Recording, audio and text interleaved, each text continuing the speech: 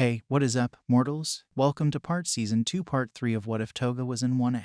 I just wanted to greet you guys by just saying, sit back and relax, you're in for a treat. So, we begin. I'm sure you remember Shinso. Aizawa said calmly. You will be training with him during your internship. Shinso looked to Toga without a word. Toga looked back with confusion painted all over her face. Shinso meanwhile looked at her with determination, as if she was a goal to overcome. It was more than odd to see someone from the general study classes doing an internship with a hero like Aizawa. Toga was about to ask why he wanted to study from Mr. Aizawa, but was cut off by the teacher before she could even make a single sound.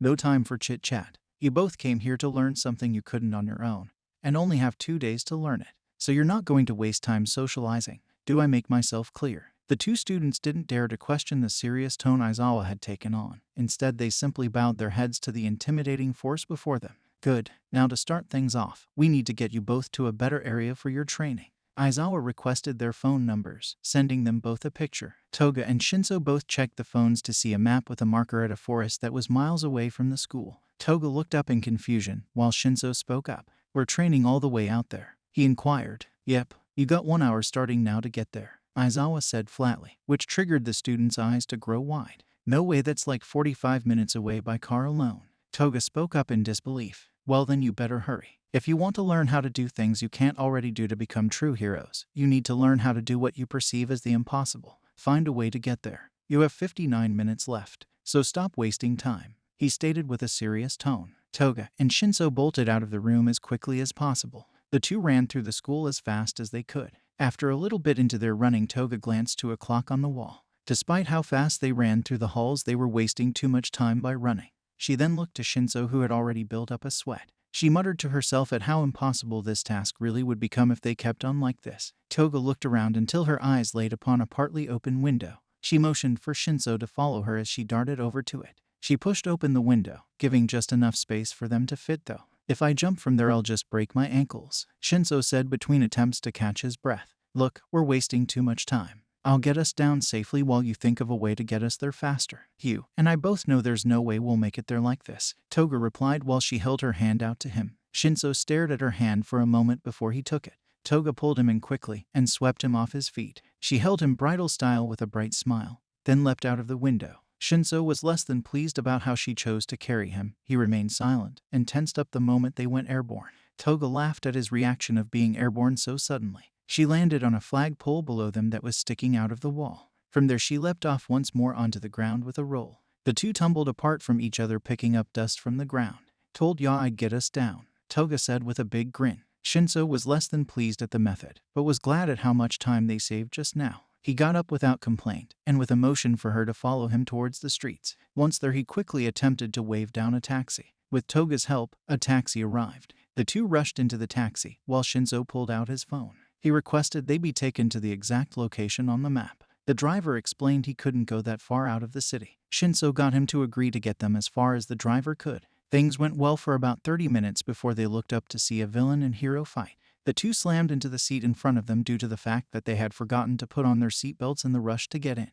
Toga groaned and rubbed the back of her neck. Shinso meanwhile checked the meter, then passed the driver the cash they owed. The two rushed out of the car to let the driver leave the scene before things got too dangerous. The students found a good safe place to check their progress on their phones with a GPS app. If we were fast we may be able to get there in time on foot. We'd need to cut breaks to a minimum though, Shinso said as he looked at his phone. Think you can do that? Toga asked in a rather doubtful tone. Shinso seemed just as uncertain. His determination still didn't waver. He gave a nod, and the two cut around the corner to avoid the fight. They ran as hard as they could with little to no breaks. Toga eyed Shinso, who looked like he was about to pass out as they neared their goal. It was understandable though. General studies likely didn't prepare you for this level of intense exercise. She was honestly impressed at how far he could push himself. After all, even Toga was starting to get worn down from all this. Soon Toga could see Mr. Aizawa was already there. Despite practically being a dot given how far away he was, Toga could swear this dot almost looked tired of waiting. She looked over to Shinso to share her excitement with how close they were, only to see him drop from exhaustion. Toga grit her teeth while she quickly raced back to him. She put one of his arms over her shoulder, then braced him the best she could to help him press on. His legs barely moved, though they still did just enough to help prevent her from dragging his total dead weight. It still slowed her down significantly, but she couldn't leave him behind when they both had gotten this far. Once they arrived, Toga finally dropped to the ground with Shinso. You're a bit late, Aizawa said with a sigh as he looked down to them. If this was a life or death situation, civilian deaths could have racked up easily in the time you wasted.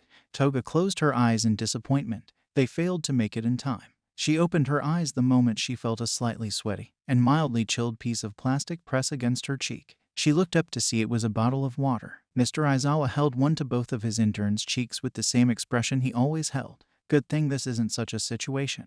Good work. Toga grew a soft smile and took the bottle as she slowly sat up. Mr. Aizawa was a bit more of a softie than he let off. Toga and Shinso took time to rest while Mr. Aizawa continued on. Both of you will always be limited by your quirks if you always think about what you can't do with them. You need to think outside of the box. You need to look for ways around your limits and ways to make up for them. He looked towards Shinso when he said this, then to Toga for the next part. You need to find new ways to advance your quirk. You both bind yourselves to the placed limits that you think your quirks have. You may have been told limits, but these are never set in stone. Heroes commonly push the walls set on their quirks all the time. They even do this to the point where their quirks are far beyond what they used to be, that they seem like totally new quirks altogether. If you don't fix how you both think, then no matter how much training you do, you will never reach the heights of true pros. With that said, he instructed them both to take a 15-minute break. The students happily did so. Toga thought about what was said. She had always tried to train around her main quirk rather than attempt to find new ways to use it. She had always chosen to practice with her invisibility and other skills that didn't revolve around her main quirk. She supposed it was more due to how she had always viewed it.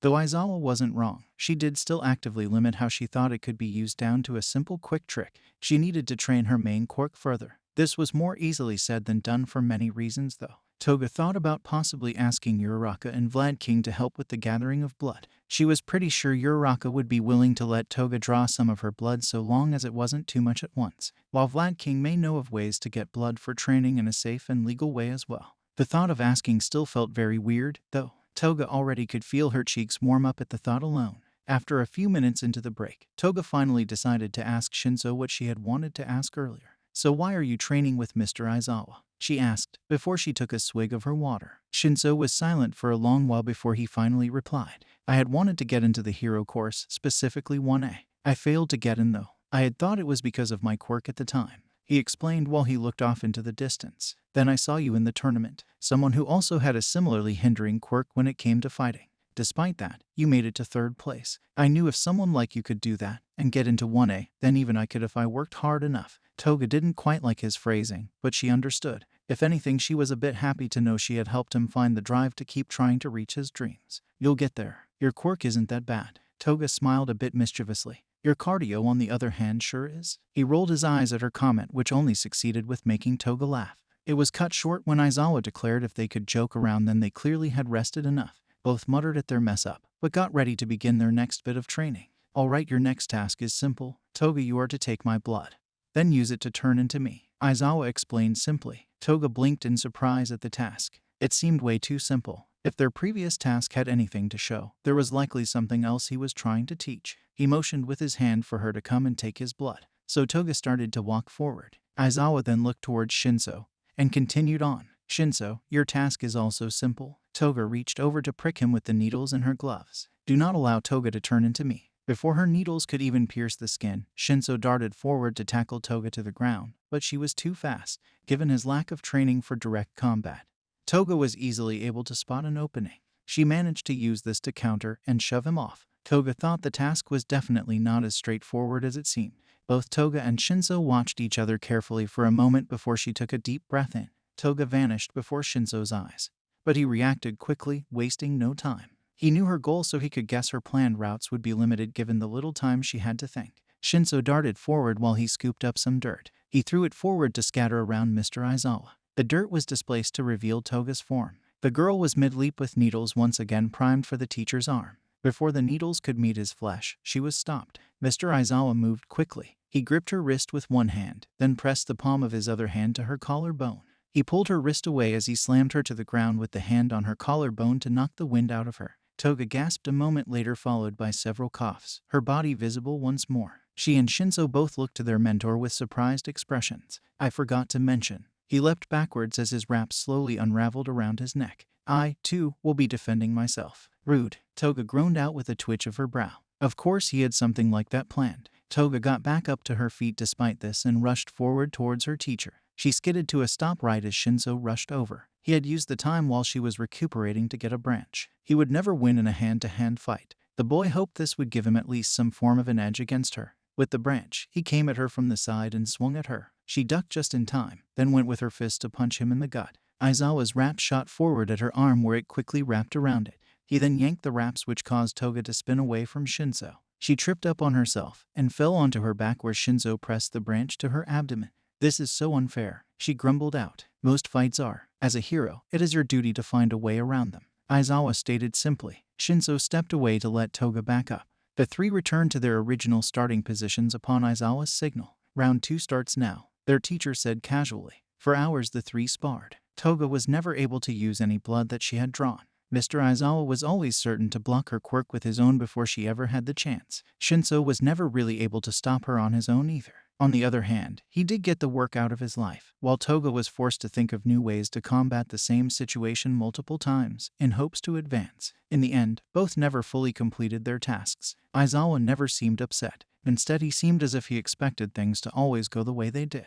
Aizawa used his eye drops and instructed the two to go home and rest. As they left, he told them to return to this location at the same time and to be ready with detailed explanations on what they learned, as well as what they can do to work on reaching their goals. Toga ended up assisting Shinzo home. Shinzo was shocked about how Aizawa just expected them to get home without help after such a long day of training. Toga only snorted and explained this was just how he trained students. It was harsh but very effective. From today alone, she had learned about how to think of battle strategies while she fought, to think outside of the box despite her limitations, as well as to not limit herself when it came to her main quirk. Before they parted, Toga thought back to the determination Shinzo held during their sparring matches, as well as his desire he had shared with her earlier. "I know you'll make it into 1A. If not this year, then next year. You're pretty smart after all." She smiled softly to him, then turned to leave. "Besides, if I can get into 1A, there's no reason why you can't." The lessons they learned today could have come even without Mr. Aizawa's direct help.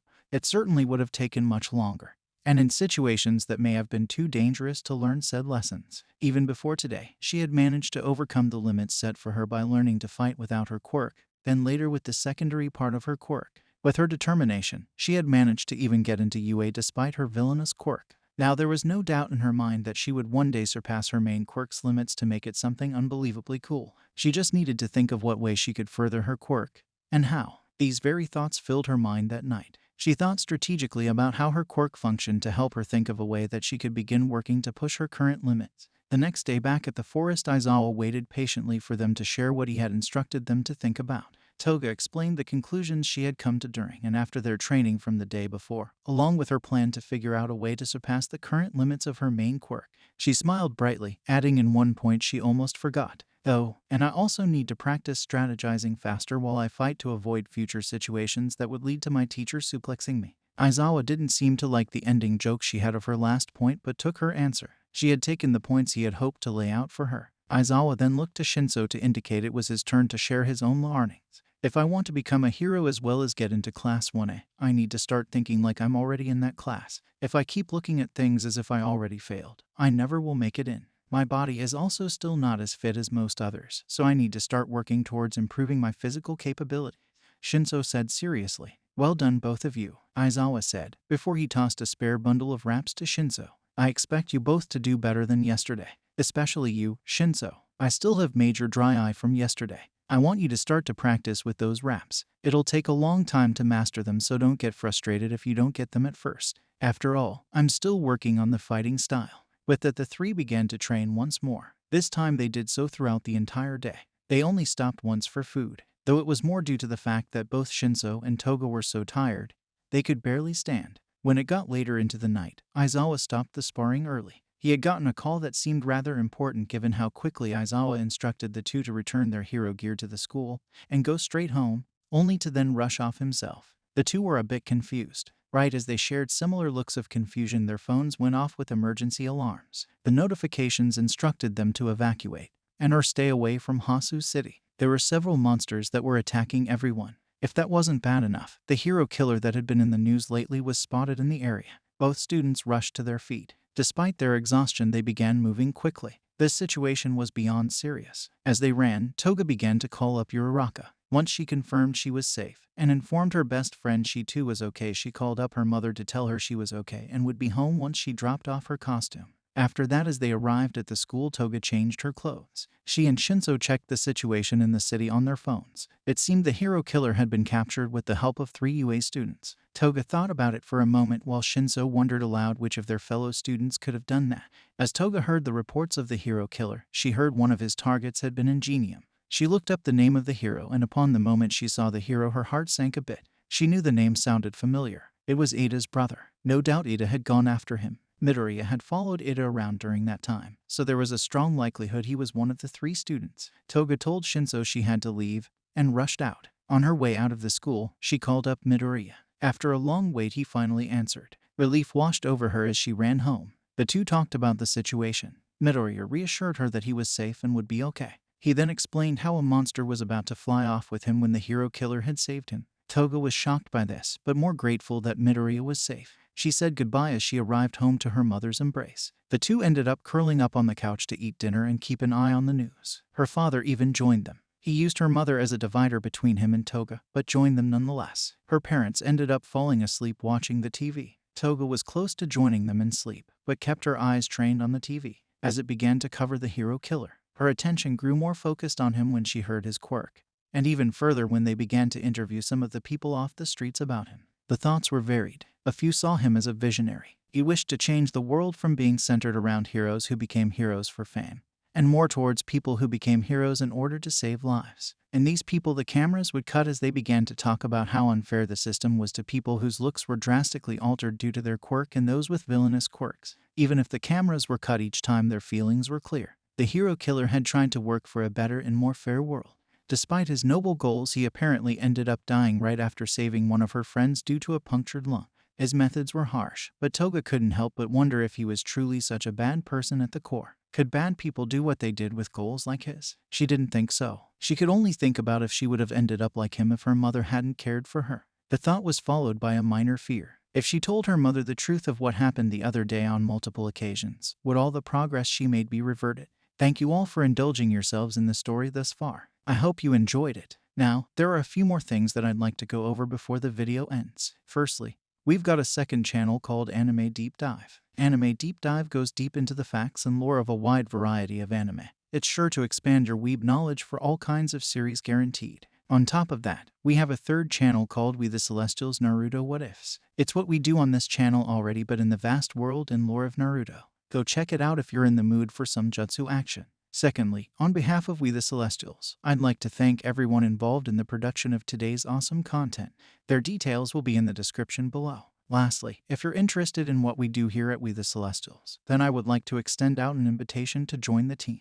The only caveat being we only accept members 16 years and up to join our crew. You can sign up for whichever category fulfills your interests by joining the recruitment Discord using the link in the description below. Our Discord is an all-around fantastic place to be. Whether you're a fan or looking to join our band of misfits, we're always looking for members to join us. Well, that's it from us for today's video. So, thank you all for watching, and have a great day.